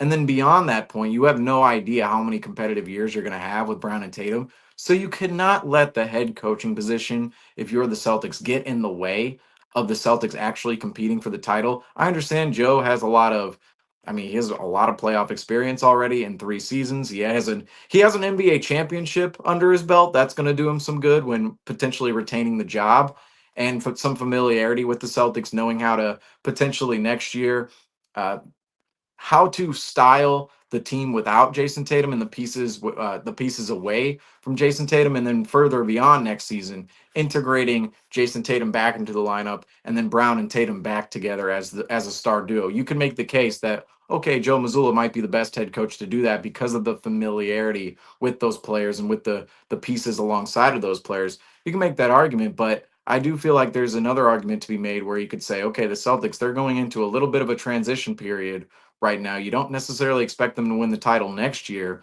Maybe this is a point where you start looking in different directions for how you could style the team and formulate the team later on down the line for when Jason Tatum actually comes back into the equation. And even at that point, there's no guarantee of how Jason Tatum will look coming back into the equation for the Boston Celtics. And as far as this series goes, it was a horrendously coached series by Joe Mazzulla. The fact that the Luke Cornett, the adjustment made in Game 5 didn't happen until Game 5, and the fact that he was fooling around with Porzingis the whole series. And I'm not going to say he doesn't trust guys off the bench, because I wouldn't trust guys like Torrey Craig and Baylor Shireman in these positions. But it's just the lack of creativity and the lack of different looks from the Celtics and the lack of adjustment in this series against the Knicks. Truly horrendous, and it was on par with what happened in 2023, where the Celtics did arguably Joe Mazzulla, right? The 2 playoff series the Celtics have lost under Joe Mazzulla, both of those playoff series, 2023 against Miami and 2025 against the New York Knicks, the Celtics came into those series as heavy favorites, and walked out of both series as the dominated team, not the team dominating, but the dominated team. And it's just unfortunate. It's wildly unfortunate to Yeah, I think see. now that you mention it, um, yeah, now I'm a little more perceptive about the idea that we might not see Missoula next season. I think you're right. Besides that championship, we haven't really seen much from him in terms of like changing things up. And I think even in that championship run, you're right. It was a cakewalk. We didn't need to see much from him, strategy wise, planning wise. And I think I said it before and I'll say it again. I feel like we need to see something different. We can't. I feel like we can't be known as a team, as the team in the league that lives and dies by the three. I understand that we've had three players shoot make over 253s. I think it was Pritchard, White, and Tatum, who were all three of them had like over 250 made threes or something like that, which was pretty historic. I understand that, but in the game, especially in playoffs, that doesn't translate to good playoff ball. If we're just chucking threes up whenever we want, not even looking for a better play. And I think if Brad is looking to get rid of Missoula, I wouldn't be opposed to that because we need something different. You're right. The adjustment made of Game Five. I'll bring it up again. I think Game Five was one of my favorite games. Um, the fact that it took him that long, the fact that it took him for Tatum to be out, for him to make that change, and adjustments and rotations and everything is kind of bringing his name down a little because he could have made that change so much longer ago and we would have been fine. I think beginning of the playoffs after how KP has been doing, I think that Cornet versus Porzingis talk should have been had early on. And who knows, maybe it might have been a different season. I don't know, probably not. But I think the fact that it took Missoula that long to make that change speaks to his lack of creativity. Like you said, we don't see much different from him, whether it's the regular season or the playoffs. I think it's the players that do most of the work. So once again, I wouldn't be opposed to having a different coach coming up next season, but I think Brad is going to have a lot to think about when in this offseason and what team Tatum comes back to. Yeah, and that's going to be the biggest challenge of the Celtics this offseason is somehow structuring the roster to be both competitive next year and but also in a place to be competitive and ready to go for when Tatum does come back into the lineup. And we're talking about Joe Mazzulla here tonight a lot, and I just want to bring up a couple of quotes from Joe at the presser because we do have a lot of quotes coming out from the Celtics this evening. With the potential change coming, Joe Mazzulla said he told his players that it's been one of the honors of his life to coach them. It's an honor to share the locker room with this team, of course, with them, with the Boston Celtics, everybody on this Boston Celtics club, the 2024-25 Celtics. And Joe Mazzulla, I think he understands that, you're gonna have moments like this in NBA history. And Joe Mazzulla giving it out in a real manner right here. If you're going to be coaching for a long time, you're going to have a lot more heartbreaks than joyful moments. If you look at the perspective, that's just how it goes. And that's kind of what I thought about this series at certain moments where I'm thinking, this is just sometimes life as a sports fan. You have your highs like last year where the Celtics win the title. And then this year, I'm looking at right now how the season ended this year versus last year. And wow, is it a stark contrast? This year, we're getting blown out by 38 points at MSG by the Knicks, a team we should absolutely beat. Jason Tatum, he goes down with a torn Achilles. And it's a dark moment for the Celtics, but that's just kind of how it goes sometimes in sports. And if you're going to attach yourself to a sports team in any way, whether you're employed by that team, whether you're a fan of that team, whether you cover that team, there are just going to be these up and down moments, the ebbs and flows of sports, and of course the NBA as well. But here's also one from Joe Mazzulla tonight, a great answer from Joe Mazzulla on the how to evaluate the overall of the season. Joe Mazzulla says, we set a goal out and we didn't achieve that goal. But it shouldn't take away, for me, from the mindset that the players put in. The approach, you can't ask for anything more from the guys. So there's Joe Mazzulla with some quotes after the game. And we also had some quotes from some other guys. Derek White. I think this one scared Celtics fans a little bit. Made a couple Celtics fans a bit scared. White. This is via Bobby Manning. Those other ones, Daniel Donabedian had him out here. I believe Justin Turpin had another Joe Mazzulla tweet. But Derek White.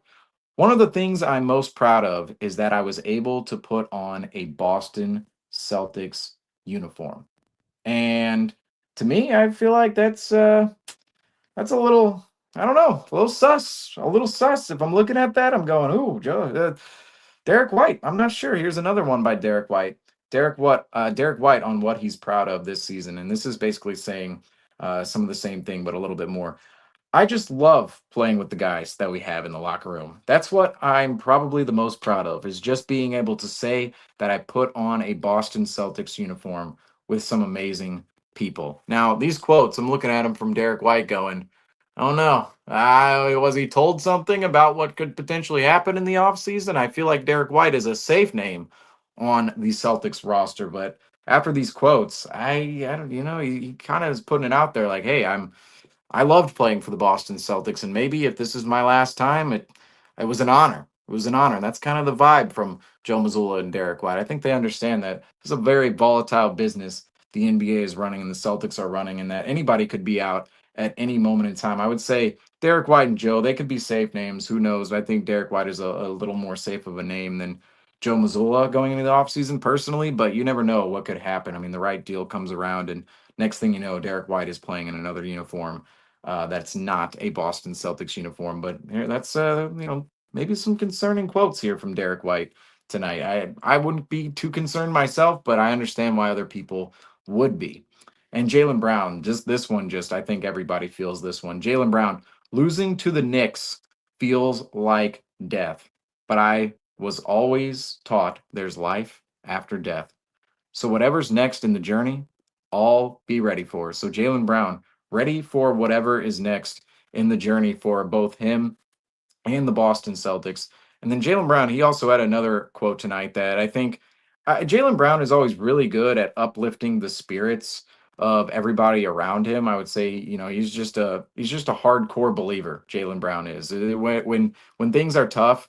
I mean, Jaylen Brown, he looks up. He doesn't look down on the situation. He is always somebody looking at the positives of what can be achieved within any situation. And Jaylen Brown, another great quote tonight, and we've had a couple of fine quotes from the Celtics, but Jaylen Brown giving us another one here that's about to pop up on screen in any second. Here we go. Jaylen Brown with an optimistic outlook to end his presser.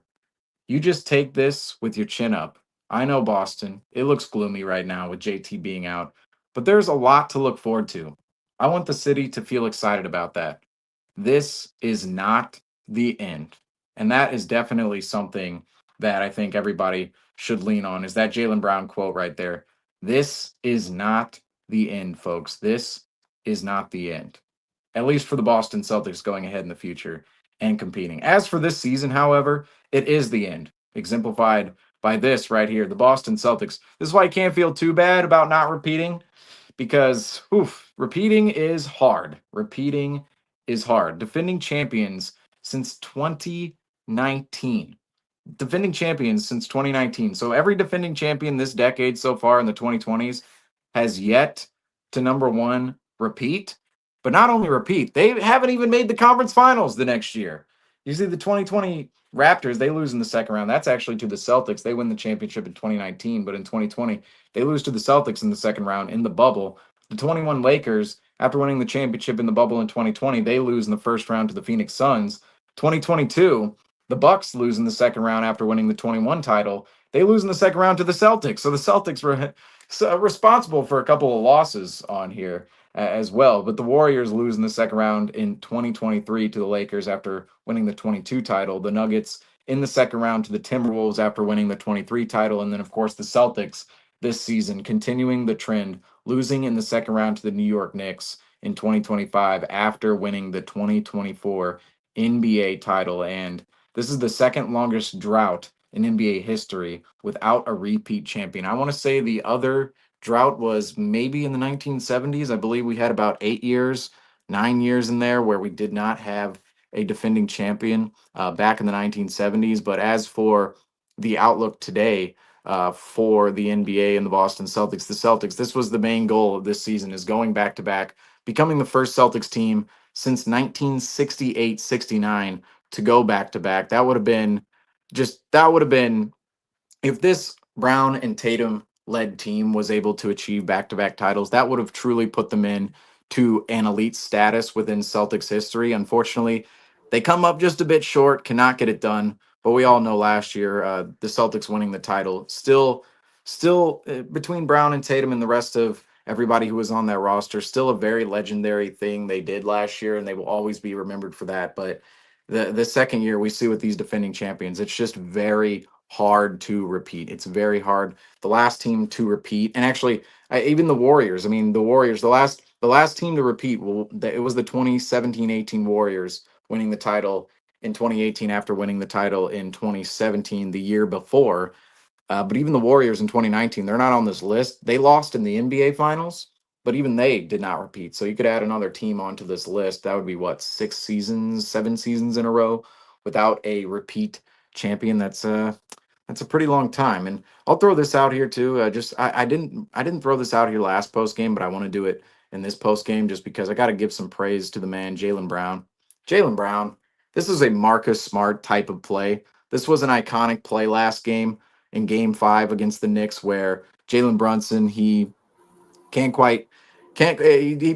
Brown, he stops Jalen Brunson, loses the ball, Jalen Brunson does, and then Jaylen Brown goes diving for the ball out of Superman. bounds, saves it to Luke Cornett, and comes up with the steal. Yeah, this is the Superman. I mean, this was very reminiscent of Marcus Smart, also very reminiscent of Dennis Rodman. I feel like there's a famous picture of Dennis Rodman, probably several out there, of him laying out for balls like this. Jaylen Brown, the same way in this photo right here. But just looking at all those quotes and looking at the end of the season now, what do you see as next for this Boston Celtics club? What's next for the Celtics, and what could it look like next year when Jaylen Brown is leading the team? And do you believe Jaylen Brown is actually going to be leading the team next year? What's next for the Celtics going ahead into the 2025-26 season? It's crazy that we're already to that point, but now the 25-26 season, now that the 24-20 season has concluded, what's next for the Celtics? So yeah, Brad definitely has definitely a lot of things to think about, especially when it comes to who's going to be starting next season. Again, who's going to be leading the team, who's going to be coaching. So a lot of questions for Brad to answer, but I think overall Brown stays. I think Brown and Tatum are going to be a duo, I think, for the foreseeable future at least. But in my opinion, I think, or at least I hope, they're a duo for the next 3 to 4 years. I feel like the next 3 years. For the next 3 years, I think it'd be good to see another Tatum and Brown go again as a duo, because I feel like after these next 3 years, it starts to get a little bit repetitive. For Brad, maybe too, might want to switch it up, get either Tatum or Brown out of the franchise. But I think for now, I think Brown stays, especially after that contract. Something I do want to say about the contract, I shall stand by this. I don't think Brown deserves $300 million, so to say, but I do think without Tatum, he can lead the team. He can be the primary scorer if he has to. And I feel like if he's told by Mazzulla or another coach that he has to rise up to the occasion and lead this team without Tatum, he's going to get that mindset in there that, okay, he's now the primary scorer of the team, which might be what he wanted his whole time. We don't know that. It might be what he's been looking for, because he's been under Tatum's spotlight for the past 5 years. I don't know. That Finals MVP that he got kind of boosted it up a little, boosted him as the second scorer of the team. But I think he has what it takes to be the primary scorer. And I think just for the Celtics itself, I think once again, we just got to get on the drawing board and see what changes we have to make for next season when it comes to the roster, rotations, starters, coach.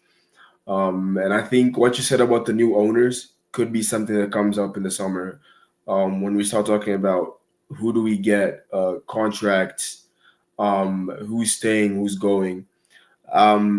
But yeah, it's gonna be fun next season. And I think the biggest change we're gonna see is obviously roster wise. We're gonna see at least two new starters on the Celtics team, two starters who weren't starters this season. I think the reason why we'd want to get rid of Holiday is to be looking for that second guard to be our shooting guard. I think we let White stay. I think you said White's a safe name. I agree, White is a safe name, and I think he can be the main guard for this team. I think him and Brown, Derek White and Brown, are going to do an okay job of leading this team. We might not get first seed, second seed, but I think we're going to see ourselves in the playoffs. I have that much of a confidence that we'll be back in those playoffs, and hopefully, if we are, Tatum's going to be healthy by then and ready to take over the team again. But I wanted to ask you a question about these trades that might happen in the offseason. Who do you think, or who do you have on those two lists? The list of who stays next season and the list of who you think we might see leaving. And if do you think any player should be added to either both of those lists? Like, do you think there's someone who you think has to go who's not on that list, or do you think someone who you think has to stay who's on the list to go? Okay, so let me break down this. I'll break down the entire roster without getting way too long-winded here. So next season, first of all, our free agents: Al Horford, Luke Cornett, Torrey Craig, Drew Peterson, and Miles Norris. Now, two names on there: Drew Peterson, Miles Norris. They're two-way guys. You could see them signed to another two-way deal, and their two-way deals might actually be a two-year two-way deal, most likely. Well, maybe. Some agents don't like the 2-year two-way deals. They like to sign them individually. But those two guys, I mean, in terms of in terms of the two-way guys, can't say too much on them or what kind of impact they could make next season. They could be back, could be gone, who knows.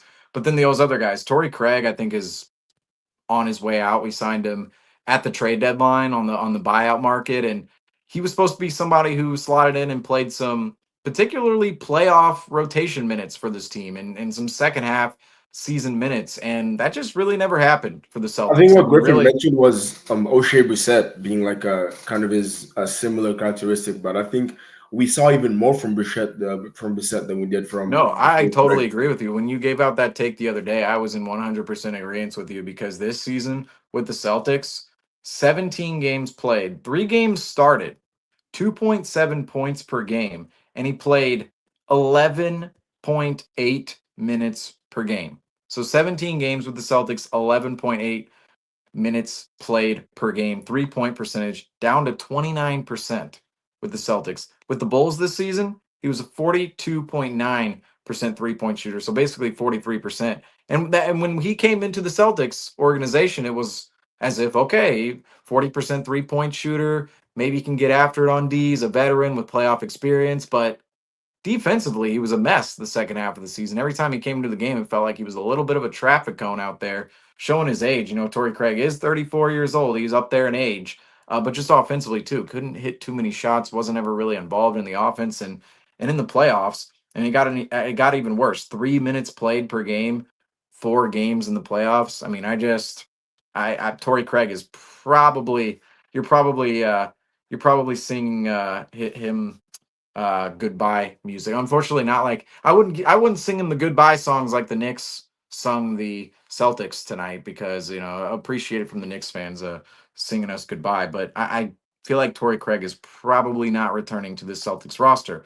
But Al Horford and Luke Cornett, those are two interesting free agents, because that's big man number 2 and 3 within the rotation. And a lot of us believe, Kristaps Porzingis, he could be on his way out. And if you trade away Kristaps Porzingis, well, if you don't get a big back for Kristaps, who's within your big man rotation? It all of a sudden becomes Keita and Tillman. I mean, your 4th and 5th big. I mean, are they going to take over next season? I don't feel like that's going to be the case. But Al Horford, I would think he takes most likely a veteran minimum. He could get paid again, maybe like a 2-year deal with a player option in 26-27. I could see that for Al Horford. He's played well enough to make more than the minimum, but I don't know if he's going to get that from the Celtics, if he can get more from the Celtics. Because I just don't see a world where Al Horford, say the Hornets offer him up a bunch of money. It's like, does he really leave to Charlotte for, say, a $10 million deal if the Celtics are only offering him a minimum? It's I don't think so. possible. I mean, it's possible. Better taxes, maybe in North Carolina. And when you're making $8 million more in your salary, money talks. But Al Horford, I mean, is he really going to play for another team at this point in his career after winning a I think for championship someone with the Celtics? of Horford's mentality, I feel like he's gonna want to run it back with the Celtics. He's gonna want to He could retire too. Yeah, that's true. Because that was something that came up with the Tatum injuries. When Tatum went down with the Achilles, it was like, oh, is Horford and Tatum ever going to share the same court again? Say Al Horford, he retires knowing the Celtics aren't going to be as competitive next season, or potentially next season might be his last. And if Tatum doesn't play, maybe that's it for both Tatum and Al Horford playing on a court together. But Cornette's the real interesting one, because I think he could make some money out there on the market. I think he's probably upwards of a $10 million player. And the Celtics, are they going to want to pay that this summer, or are they going to let him walk, knowing, okay, we can't add salary to the books, knowing that other guys, we're trying to ship away other guys like Porzingis and Holiday potentially, and I don't see a world where, oh yeah, let's just go add a bunch of money to the books for Luke Cornette. That could be a hard one, but he's going to be a crucial player for the Celtics if Horford, his aging self, and then obviously Porzingis, we don't know what's going to happen with him in the offseason. Cornette could be an important piece the Celtics do need to re-sign in the offseason, but those are free agents. As for who's on the roster, I would expect guys like Jordan Walsh, JD Davison, Keita to be around next year. Those are all younger players who you just want to keep developing. You want to see what you have in them. They're also on lesser contracts, so like it's much less of a right. Of a need I mean, to get rid of them. especially Keita, it's like 2.3 million. JD Davison, newly signed, 2.3 million as well. And then Jordan Walsh, 2.2 million. I mean, those are all players that you're looking at going, okay, if you're making a near minimum salary, and Keita and Davison and maybe even Walsh could produce a little bit more next season because they're going to be, third year players depending on where they're at. I mean, JD Davison, he technically came in 2022, so I mean, he's going to be a fourth year player at this point in time. So these guys could contribute a little bit more next season on basically minimum deals. Tillman, he could be he could be a part of the cost cutting bunch where he's making 2.5, not a audacious salary, but he didn't do much for the Celtics this season. I could see them just kind of shipping that salary off, another team eating it, waiving it, and just Tillman is dead money on somebody else's books. That's certainly possible. That something like that could happen. Otherwise, he's kind of a low cost guy you could keep around. Otherwise, you could cut that $2.5 million in salary, and I think another team would eat it somewhere else just because of how small of a salary it is.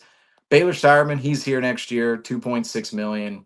He's going to be basically your Sam Hauser replacement for $8 million cheaper. I see that happening. Pritchard, he's staying because of his value within his contract, $7.2 million to be maybe the best bench player in the entire NBA. That's certainly something the Celtics have to keep.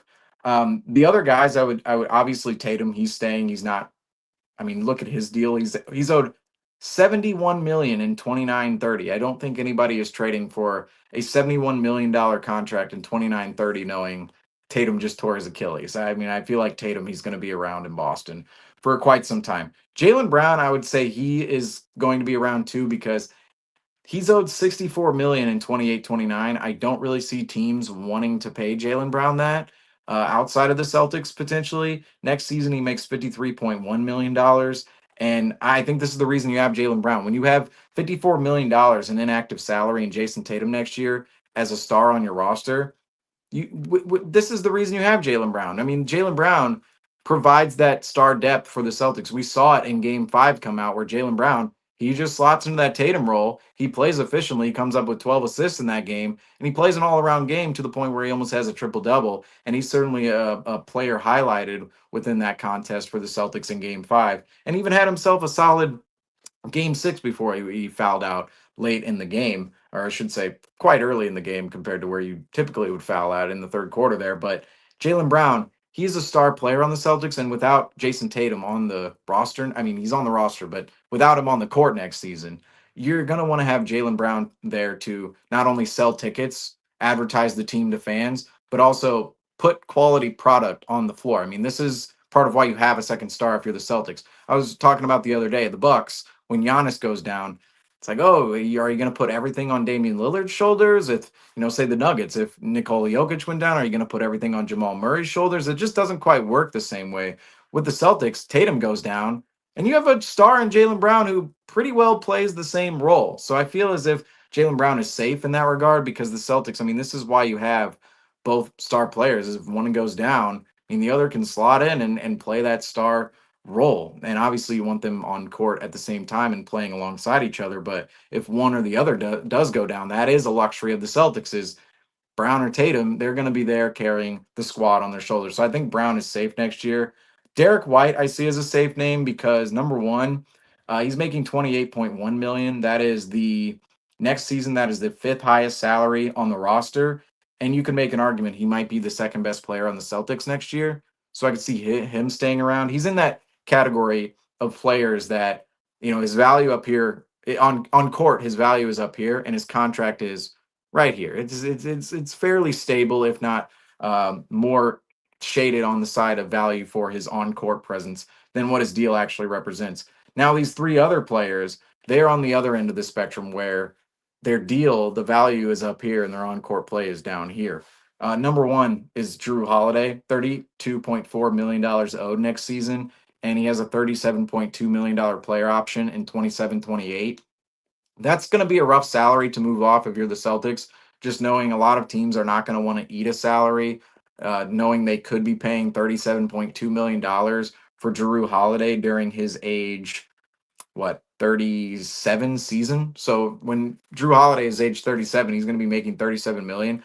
I don't see a team wanting to pay that later on down the line. And that's what's going to be tough that's what's going to be tough about balancing this offseason is how do they trade away money, right? How do they get money off their books? How does Brad Stevens extinguish money off the books while also getting something back? Because typically in these deals, right, if you want to move a Holiday or a Porzingis, you have to move off picks if you want to move off the contract. You're not getting picks back. You're not getting great players back. You're usually getting just contracts back that other teams don't want, or they're making the salaries work within a deal. You're usually getting back those players in a deal if you're trying to move off a certain number, and you're also giving up picks. You're not getting back picks. So that's the problem with the Celtics this offseason is they're going to be selling, but they also want to get something back. But what they're getting back, I usually the way those deals go down, especially if you're looking at a deal like Holidays, where you're trying to sell essentially $37.2 million later on down the line.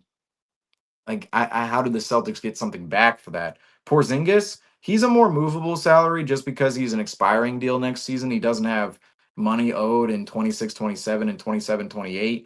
He's owed $30 million next year. Porzingis, though, has increasingly become a 50-50 guy, and you cannot rely on him to be available in the playoffs or producing in the playoffs. And I think that's just a massive concern for the Celtics. I could see the Celtics rolling him over into next season, keeping him on the roster, letting his deal go expired, and then maybe signing him back to a lower number, knowing his value is not upwards of $30 million anymore. He's probably more like $15-20 million center. I could see them potentially keeping him on the roster and then signing him to a lesser deal later on in time. But if not, he's an expiring deal, and you do have teams out there who could convince themselves, oh, we do need a stretch big like Porzingis. Okay, and it's an expiring deal. It's only 1 year. We can eat the $30 million. We can trade the Celtics something. Could move his deal. The last player on here that I haven't mentioned yet is Sam Hauser. Sam Hauser is the ultimate deal is up here, value on the court is down here. I mean, defensively this season, he was terrible. Offensively, he was very inconsistent with his shot. He did shoot over 40% from three this season for the Celtics, but in the grand scheme of things, he just wasn't consistent, and he dealt with injuries this season, dealt with injuries this playoff run, obviously that ankle after game one, dealt with it in this Knicks series, and then he's owed $10 million next year, but after that, he's owed $12.5 million in 28-29. And although you're looking at that deal going, it's not bad, it's a tradable deal, you could keep that on your books if you really needed to if you're the Celtics. He's the most tradable asset just because another team could talk themselves into, a shooter in Sam Hauser. He's still fairly young, at 27 years old, kind of young. Yeah, he's probably slotted in where he's going to be at this point in time. But Sam Hauser, teams could convince themselves to fall into the Sam Hauser boat and and trade for a shooter like him, especially at $10 million. That's not such an egregious deal, especially knowing his deal is not going up a ton each year. I mean, next year he's making 10 million. After that, he's 10.8 million. Then he's 11.7. Then he's 12.5. So the deal doesn't go up tremendously. It's not like he's going up to 17, $18 million later on down the line.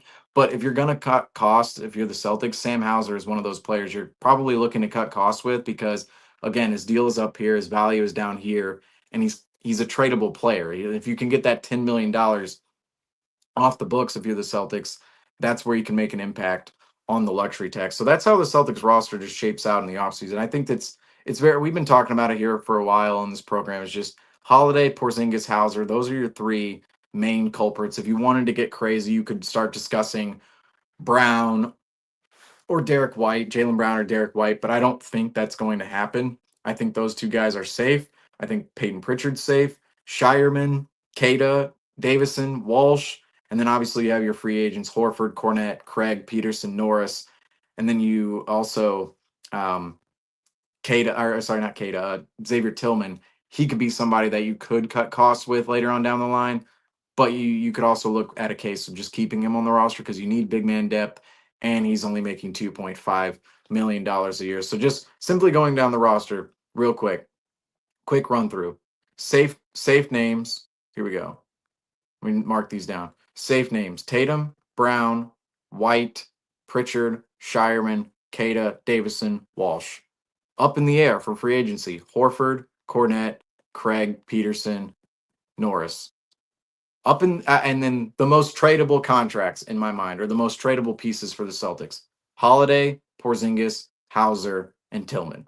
That's how the Celtics roster shapes up right now going into the offseason. And I'll say this: I've been wrong in the past. Whether it's the trade deadline or the offseason, I've been very wrong of who's going to be moved, who's not going to be moved. So this is no different. This season, it seems like, okay, there's somewhat of a path here that looks like it's clear, but you never know. You never know who's going to be mining the most value. You never know what direction the Celtics organization and team could take going into the offseason, knowing that Jason Tatum's not going to play next year, and this team could be looking a lot different from a competitive standpoint next year. So that's just my offseason rundown right there. And I'm sure we'll talk more about it later on in time. But I do want to answer this question right here from a comment.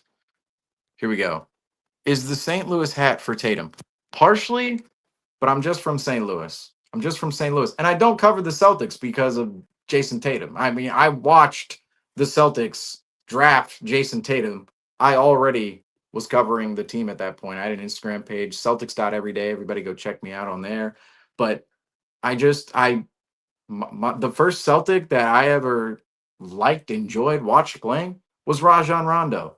And then developed a love for Isaiah Thomas and those teams later on down the line. And then eventually the Celtics drafted a superstar from my hometown, and it just kind of worked out that way. And then obviously got to rep the Lowe. So that's why the St. Louis hat is here. And just obviously getting to some other comments. Well, this one has to be a typo, but I want to say it means don't worry. The Pacers will take out the Knicks for you. I think yeah. Here we go.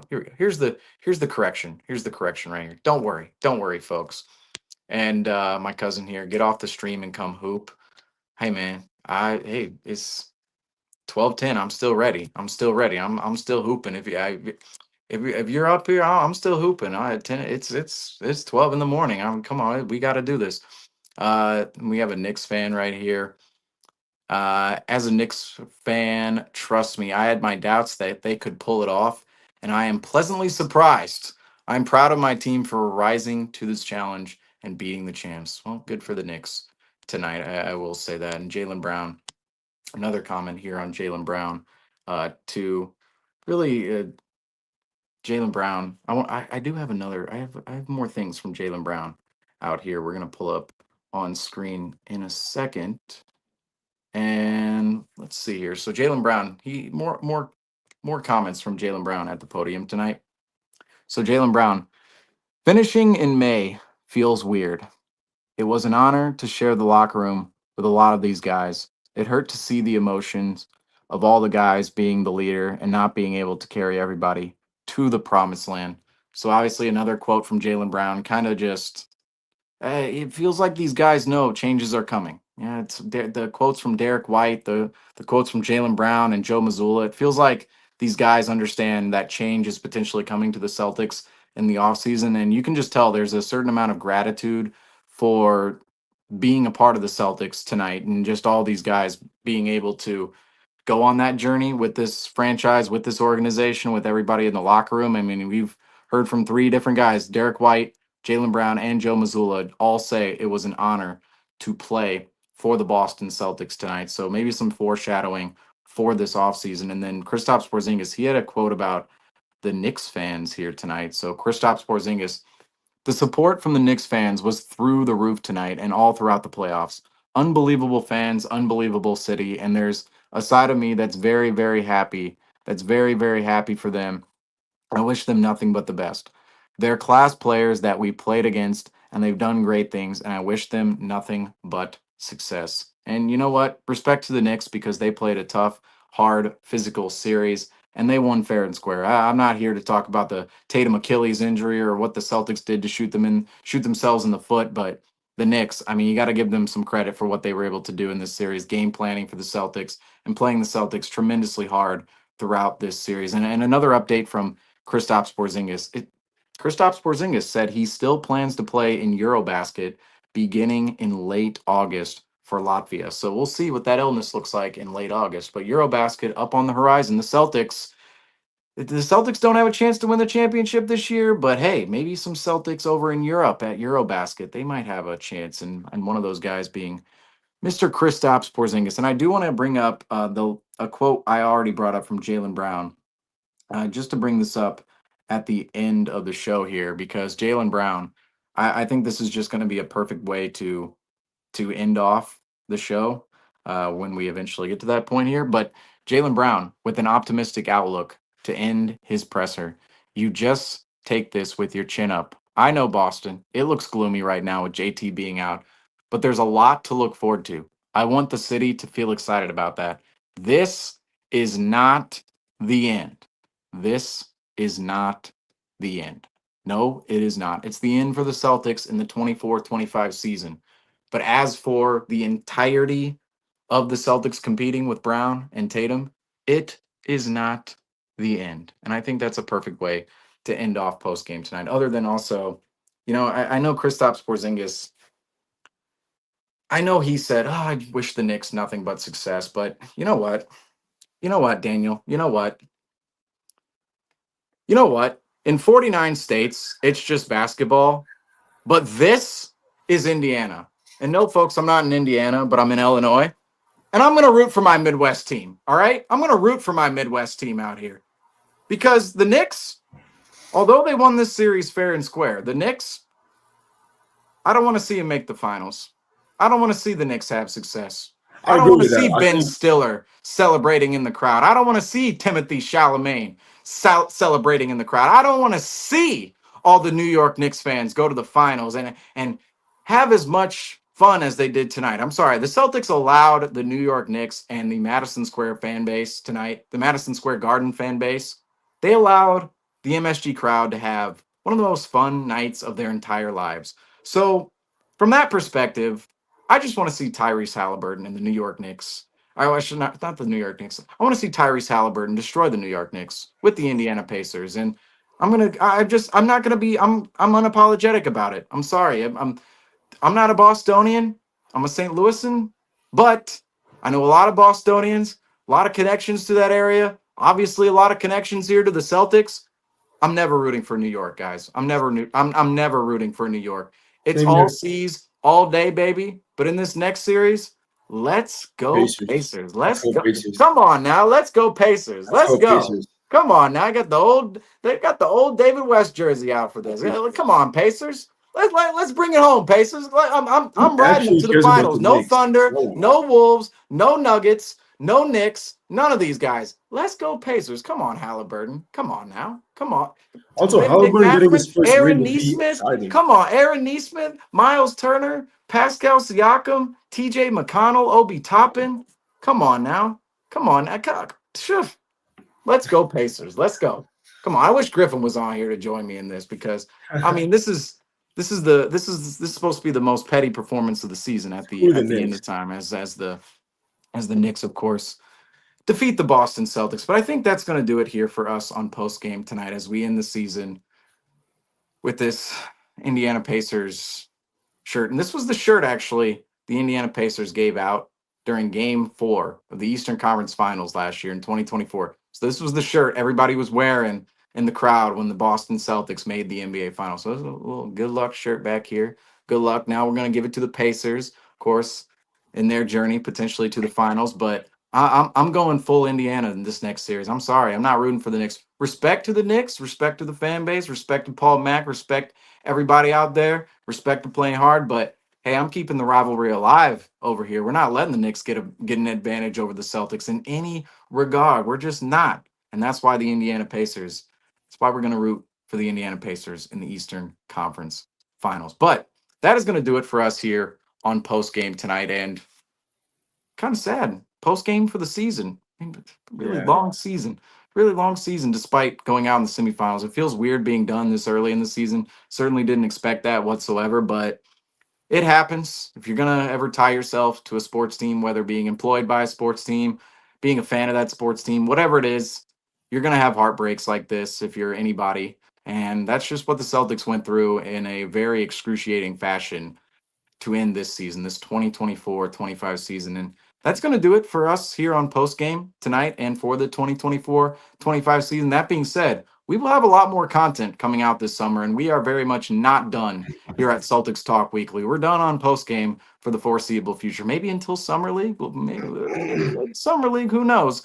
But we'll be done on Post Game, but we will not be done when it comes to the CTW show and all the interviews in which we conduct. And of course, the Celtics Nation Rise podcast. We'll be recording another edition, another episode of the Celtics Nation Rise podcast. Now an end of the season episode on Sunday. We'll be recording with Griffin. So a lot more content coming out on the horizon. However, that's going to do it for us here on Post Game for the 2024-2025 NBA season. I must say it was an absolute honor being on this program this season, the Celtics Talk Weekly post-game show. It was an honor producing for the show, talking for the show, hosting the show, and just with everybody involved. Got to give a big shout out to the group, and in particular, of course, my guy, Rob Haytayan. After him, you got Nick Franco, David Caires, Griffin Aldrich, Andrew Quinn, and of course, Daniel, you here tonight joining us. But just some big shout outs to those guys this season. Even Justin Lowe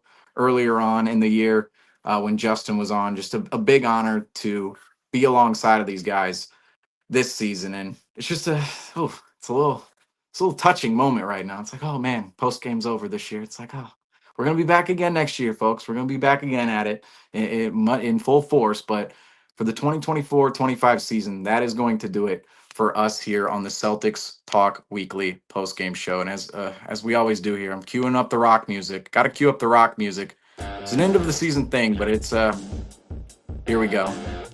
38-point loss, but we're going out strong, Daniel. We're going out strong.